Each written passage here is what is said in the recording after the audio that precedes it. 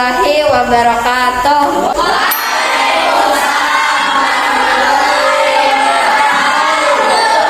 Bagaimana kabarnya hari ini anak-anak? Ada yang tidak hadir? Siapa Ijudin? Martino. Kemana Martino? Sakit. Oh ya, semoga Martino cepat sembuh. Baik, hari ini kita akan belajar mengenai dampak dari pemanasan global. Tujuan pembelajaran kita hari ini adalah memahami tentang dampak pemanasan global yang terjadi di kutub utara dan di kutub selatan akibat perubahan iklim. Seperti yang sudah kita pelajari pada minggu lalu, apakah kalian ingat tentang pemanasan global?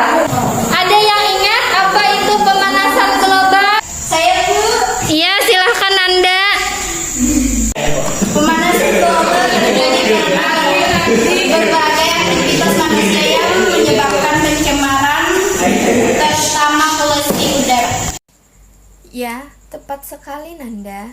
Nah, apakah kalian tahu pemanasan global atau global warming ini adalah salah satu penyebab mengapa air laut bisa naik dan akan menenggelamkan daratan? Apa sih yang menyebabkan dan di mana es yang berkontribusi menaikkan tinggi air laut? Sebelumnya, kita simak video berikut. Planet Bumi memiliki bagian yang saling berlawanan di kedua sisinya, yakni kutub utara dan kutub selatan. Keduanya terkenal sebagai tempat paling dingin di bumi karena selalu tertutup oleh salju abadi sepanjang tahun. Meskipun begitu, banyak orang masih kesulitan dan menganggap bahwa kutub utara maupun kutub selatan tidaklah berbeda. Pada kenyataannya, kedua kutub tersebut masing-masing memiliki perbedaan. Berikut perbedaan antara kutub utara dan kutub selatan yang perlu kau ketahui. Karakteristik geografis Kutub Utara. Kutub Utara sebenarnya merupakan lautan beku yang membeku menjadi bongkahan es berukuran raksasa dan dikelilingi daratan. Luasnya mencapai 5,4 juta mil persegi dan sering disebut sebagai lingkaran Arktik. Hal yang perlu diketahui bahwa jarak kutub utara dari daratan mencapai 700 km. Kutub Selatan. Kutub Selatan merupakan sebuah daratan yang dikelilingi oleh lautan. Bahkan kutub selatan mempunyai lembah, danau, batuan besar, serta gunung Erebus yang sampai saat ini berstatus aktif. Kutub selatan atau bisa disebut juga sebagai Antartika memiliki luas mencapai 6 juta mil persegi. Jarak antara kutub selatan dari lautan sekitar 1.300 km. Ketebalan es. Kutub utara. Ketebalan es yang menutupi kutub utara bervariasi mulai dari beberapa inci hingga 2 meter. Tidak heran jika kutub utara sering mengalami retakan-retakan pada es yang dimilikinya, terutama pada musim panas, karena lapisan es yang cukup tipis. Tidak hanya itu saja, lapisan es yang berada di kutub utara paling cepat meleleh, terutama saat musim panas tiba.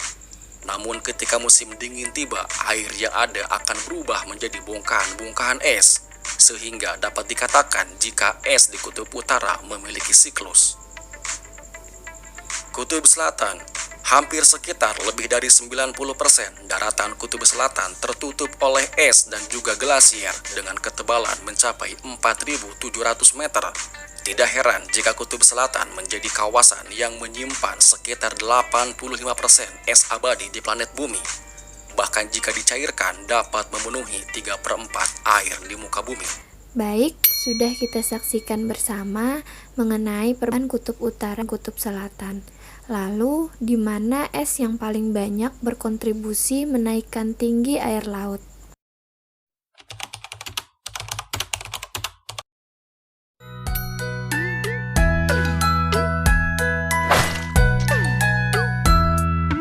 Pagi yang sangat cerah, matahari bersinar, siap-siap sekolah menuntut ilmu.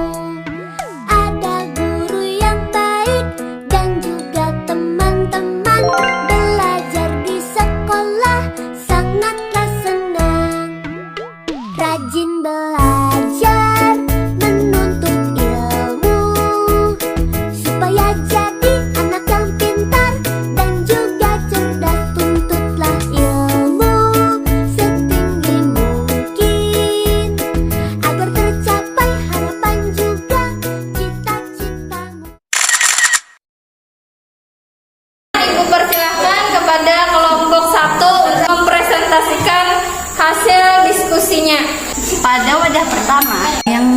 misalkan sebagai kutub utara, es yang disimpan dalam air laut tidak ada kenaikan tetap sama.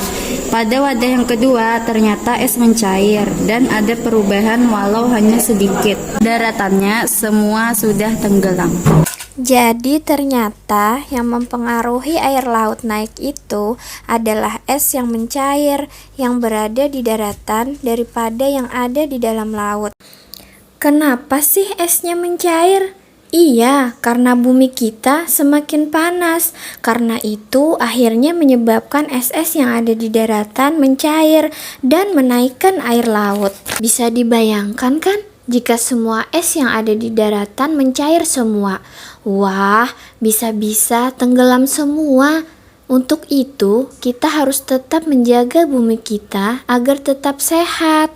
Demikian pembelajaran hari ini. Jumpa lagi di pembelajaran berikutnya bagaimana cara menanggulangi dampak pemanasan global. Ayo bersama-sama selamatkan bumi dari dampak perubahan iklim. Karena langkah kecil kita dapat menyelamatkan bumi tercinta.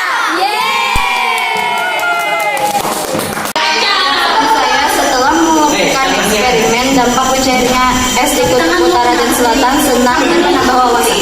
Mengetahui dampak cairnya es di kutub. Ada pengalaman, senang banget deh, Bu. Senang. Melakukan percobaan. Sangat senang.